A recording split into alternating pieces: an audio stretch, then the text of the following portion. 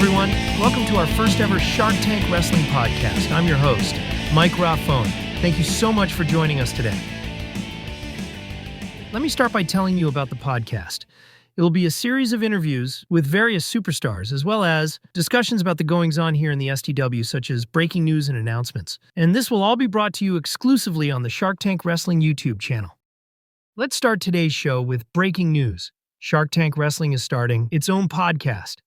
Just kidding, but I guess if you're here, you already know that. Okay, for real, today's podcast is an interview with STW's creator, CEO, and current IWF champion, Daveyshark. If we were going to start anywhere with this show, it might as well be at the top. So let's not delay any further. Here's my interview that was recorded earlier with Daveyshark. Daveyshark, let me welcome you to the Shark Tank Wrestling podcast. Thank you so much for your time to do this. Oh, thank you for having me. I look forward to see how this podcast will develop. I'm honored to be the first on here. Let's start with this, the STW YouTube channel. Tell me a little about it and why it was started. Yeah, the YouTube channel was an unexpected decision.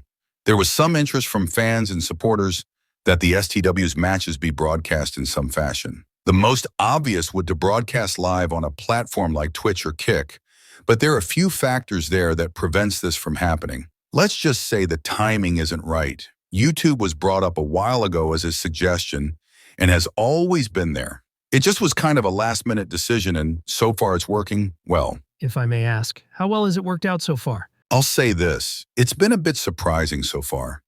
I mean, in the grand scheme of YouTube, the numbers would, to the average YouTuber, be disappointing.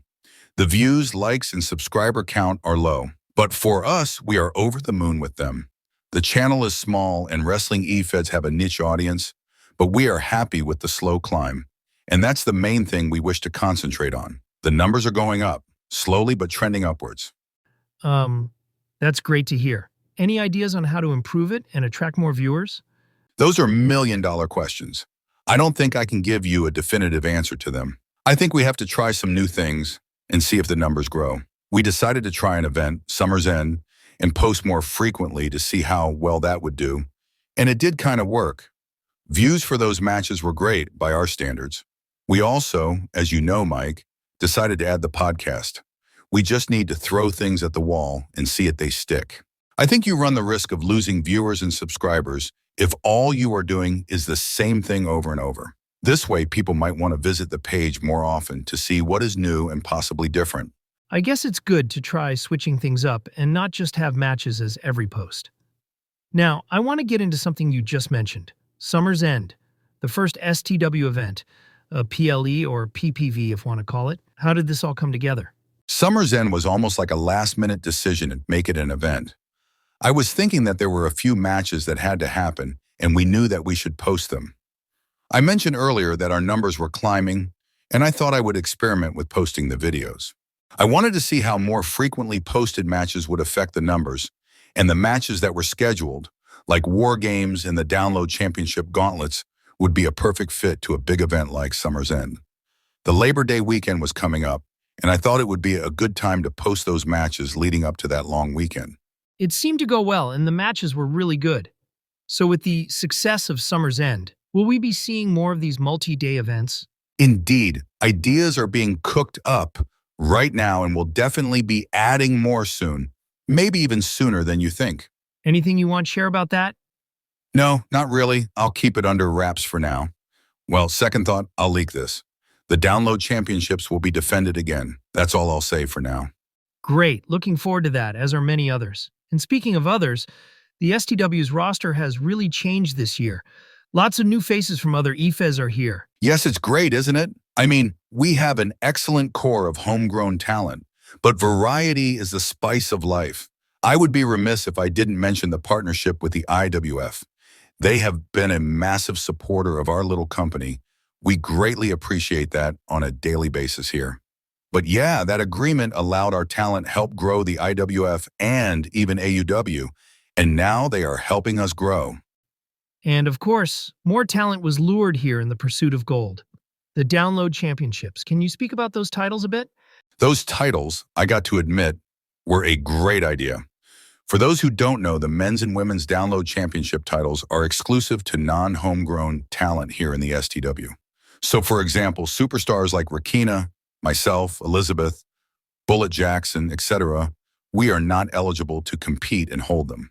They are for superstars from outside our E-Fed. I experimented with the women's download title last year and I liked the outcome. Our inaugural champion, Maria de la Cruz, held it for a while until Winter came along and defeated her for it. But the inclusion of outside talent has really rounded out our roster and helped to create quality matches.